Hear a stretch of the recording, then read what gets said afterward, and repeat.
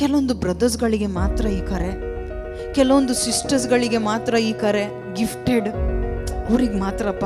ನಮಗೆಲ್ಲ ಏನಿದೆ, ನಮಗೆ ಸುಮ್ಮನೆ ಪ್ರಾರ್ಥನೆ ಮಾಡೋದು, ಸಂಡೆ ಬರೋದು, ಹೋಗುದಂತೇಳಿ ನಿಮ್ಮ ಮನಸ್ಸಲ್ಲಿ ಇರ್ಬೋದು ಪ್ರಿಯರೇ.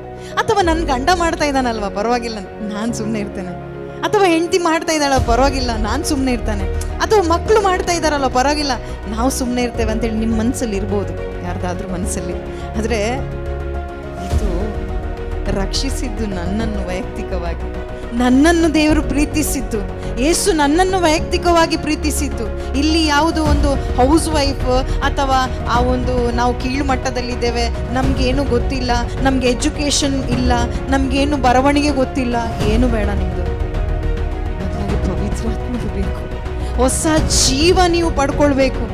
ಇಲ್ಲಿ ಯಾರಿಗೂ ಅಂತೇಳಿ ಡಿಫ್ರೆನ್ಸ್ ಮಾಡ್ತಾ ಇಲ್ಲ, ಎಲ್ರಿಗೂ ಒಂದೇ ಸಮಾನ ಪವಿತ್ರಾತ್ಮರನ್ನು ಕೊಡುವ ದೇವರಾಗಿದ್ದಾರೆ. ನಾವೇನು ಹೇಳ್ತೇವಂದ್ರೆ, ನನ್ಗಲ್ಲಪ್ಪ, ನನ್ನಿಂದ ಸಾಧ್ಯ ಇಲ್ಲ. ಹೌದು, ನಿನ್ನಿಂದ ಸಾಧ್ಯ ಇಲ್ಲ. ಯಾರು ಹೇಳಿದ್ದು ನಿನ್ನಿಂದ ಸಾಧ್ಯ ಅಂತೇಳಿ? ಆದರೆ ರಕ್ಷಣೆ ನಿನಗೆ ಕೊಟ್ಟಿದ್ದಾರಾ? ಯೇಸು ನಿನ್ನನ್ನು ಪ್ರೀತಿಸ್ತಾ ಇದ್ದಾರಾ?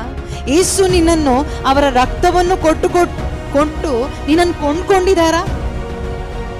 ನಿನ್ನ ಗಂಡನನ್ನು ಮಾತ್ರ ಕೊಂಡ್ಕೊಂಡ್ರ? ಅಥವಾ ಬ್ರದರ್ಸ್ಗಳನ್ನು ಮಾತ್ರ ಕೊಂಡ್ಕೊಂಡ್ರ? ಅಥವಾ ಸಿಲೆಕ್ಟೆಡ್ ಪೀಪಲ್ ಅವ್ರನ್ನ ಮಾತ್ರ ತಗೊಂಡ್ರ? ಯಾರನ್ನು ಆ ಥರ ಡಿಫ್ರೆನ್ಶಿಯೇಟ್ ಮಾಡಲಿಲ್ಲ.